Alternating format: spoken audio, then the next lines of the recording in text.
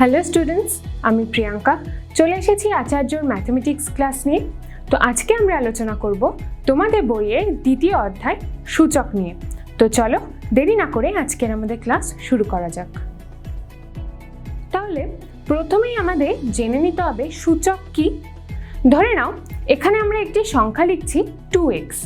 এখানে 2 x এর সাথে গুণ আকারে রয়েছে। 2কে এখানে আমরা x এর সহগ বা কোএফিসিয়েন্ট বলে থাকি। এবার যদি এই 2 x এর সাথে না বসে যদি x এর মাথায় বসে, তখন আমরা সেই 2কে বলতে পারি x এর সূচক বা ইনডেক্স। আবার কখনো কখনো এই 2কে আমরা পাওয়ারও বলে থাকি। আর এই ক্ষেত্রে x হলো নিধান বা বেস। x এর স্কয়ার বলতে আমরা বুঝি পরপর দুটি x গুণ। একইভাবে যদি x to the power n থাকে, তাহলে আমরা বলতে পারি x এক্ষেত্রে গুণ হবে n সংখ্যক। অর্থাৎ আমরা লিখতে পারি x গুণ x গুণ x dot dot dot n। অর্থাৎ এখানে x গুণ হচ্ছে n সংখ্যক বার। এবার আমরা সূচকের কিছু নিয়মাবলী সম্পর্কে জেনে নেব। প্রথমটি হলো x to the power m into x to the power n equals to x to the power m plus n। এখান থেকে আমরা কি বুঝছি যে যখন দুটি সংখ্যার বেস একই থাকবে এবং দুটি সংখ্যা গুণ হবে, তখন সেই সংখ্যা দুটির পাওয়ার যোগ হয়ে যাবে। তো এখানে সংখ্যা দুটির পাওয়ার কত ছিল? m আর n। তাহলে আমরা এখান থেকে লিখতে পাচ্ছি x to the power m plus n।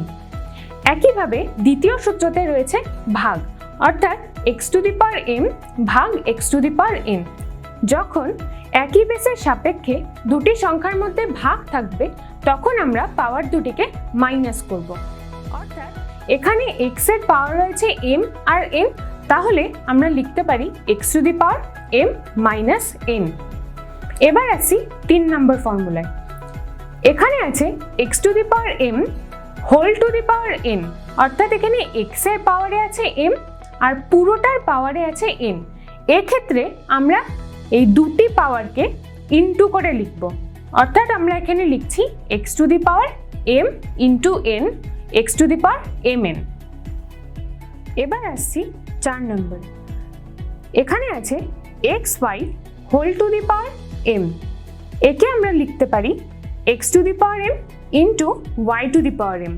অর্থাৎ এখানে দুটি সংখ্যার গুণ, তার পাওয়ারে ছিল m, তো আমরা সেই দুটি সংখ্যাকে আলাদা আলাদা করে লিখতে পারি x to the power m into y to the power m। একইভাবে পরের সূত্রে রয়েছে ভাগ, অর্থাৎ x divided by y whole to the power m। এখানেও আমরা একইভাবে দুটিকে আলাদা করে লিখতে পারি x to the power m divided by y to the power m, যেখানে y নট ইকুয়ালস টু 0, অর্থাৎ y এর মান এখানে শূন্য কোনোভাবেই হবে না। এবার আসছি 6 নম্বরে। 6 নম্বরে বলেছে x to the power 0 value হয় 1। তো x এর জায়গায় যদি আমি যে কোনো সংখ্যা ধরি, সেই সংখ্যার পাওয়ার বা সূচক যদি শূন্য হয়, তো সেই সংখ্যার ভ্যালু হবে সবসময় 1। এবার আসছি 7-এ। এখানে আছে x to the power minus m। একে আমরা লিখতে পারি 1 by x to the power m আকারে। অর্থাৎ এখানে কোনো সংখ্যার পাওয়ার যদি মাইনাসে থাকে, তখন সেই সংখ্যাটা উল্টে যায়, উল্টে গিয়ে ওপরে 1 আর নিচে সেই সংখ্যাটি আসছে এবং তার পাওয়ার হয়ে যাচ্ছে শুধু m। এবার যাচ্ছি 8 নম্বরে। এখানে দিয়েছে m root over x equals to x to the power 1 by m। অর্থাৎ এখানে রুট ওভারের খাঁজে m রয়েছে, তো এক্ষেত্রে আমরা লিখতে পারি x to the power 1 by m। x to the power 1 by m কে আমরা বলি x এর m তম মূল। অর্থাৎ এখানে ধরে নাও একটি সংখ্যা আমরা লিখছি 3 রুট ওভার 8। তো একে আমরা কিভাবে লিখতে পারি? এই ফর্মুলা অনুযায়ী 8 টু দি পাওয়ার 1 বাই 3 এই আকারে। এবার আসছি 9 নম্বরে।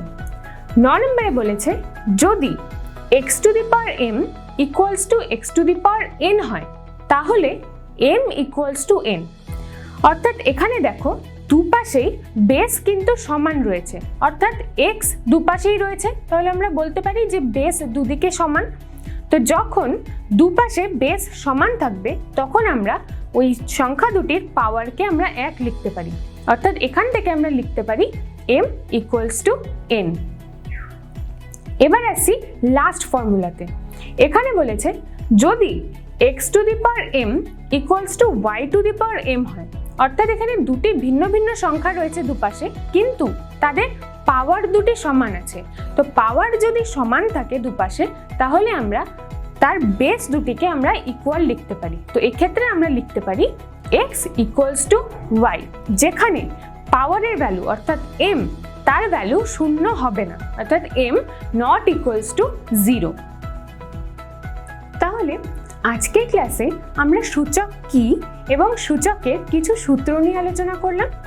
পরের ক্লাসে আমরা এই চ্যাপ্টারে অঙ্কগুলি নিয়ে আলোচনা করব। তো আজকের ক্লাস আমি এখানেই শেষ করছি। দেখা হচ্ছে আচার্যর পরবর্তী ক্লাসে। ততক্ষণ পড়তে থাকো, জানতে থাকো।